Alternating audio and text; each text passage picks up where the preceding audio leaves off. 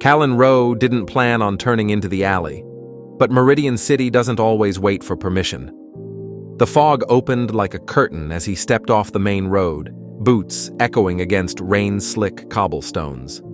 The alley was too narrow for light to settle, too old for maps, and too strange to be ignored. Signs hung in languages he didn't know, or maybe they hung in ways he couldn't read. And then he saw it. A door, black, unmarked, wedged between a bricked-up bakery and a flickering holograph of an angel mouthing something silently. The plaque read, "The Third Hand."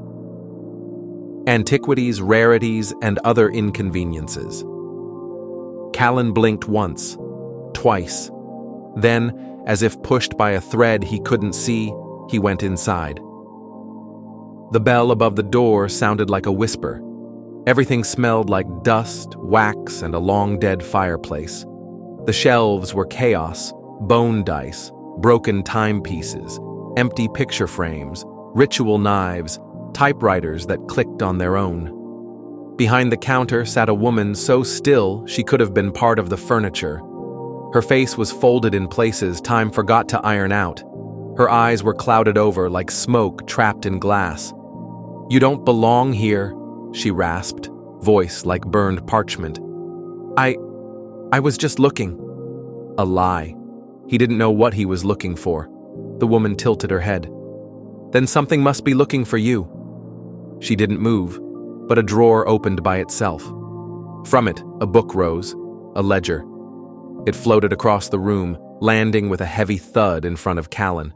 It was thick, bound in cracked leather, no title on the cover, no lock, no clasp. "I don't want it," he whispered. "It already chose you," she said. And before he could argue, the lights in the shop flickered, and he was standing outside again. The book clutched in his hands, heart knocking against his ribs. That night, he left the ledger on his desk and tried not to think about it. The music of Meridian City drifted in through the window, sirens humming in minor keys, voices that didn't belong to anyone. By midnight, the book had opened itself. Its pages were filled with names, handwritten, neat. None of them were his. Yet, he turned the pages, one by one. Every name had a date beside it, and every date was a death. No notes, no cause, no signature.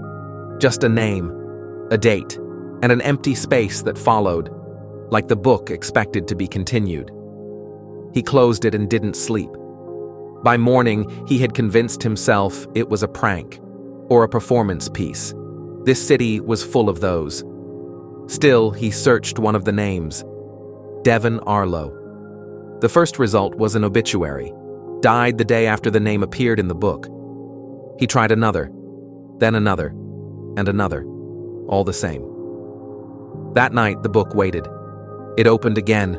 A blank page turned before his eyes, and then he saw it. Callan Rowe. The ink was still wet. He packed everything he could, ran to the subway, didn't care where, just away. But Meridian doesn't do mercy.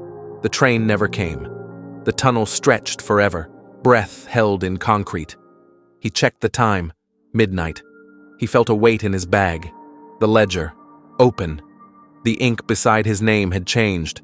Now there was a number, 00311. It was counting down. He ran back through the streets, unsure why, unsure where. But the alley found him again. The door to the third hand was waiting, slightly open, like a mouth preparing to speak.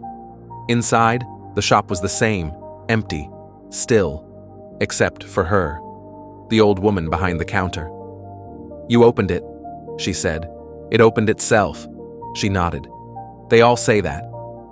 Callan threw the book down. "What is it?" "A contract. I never signed anything." "You don't have to. Meridian signs for you." The countdown ticked louder in his mind. "I don't want to die," he whispered. "No one does," she said. "But it's not death that haunts us. It's the unpaid." She gestured, and the book flipped itself open to a blank page. Ink bloomed, new lines. Not his name this time, Someone else.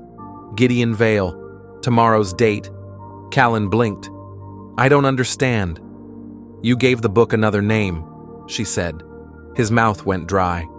I didn't write anything. You didn't have to. She smiled, the saddest smile he'd ever seen.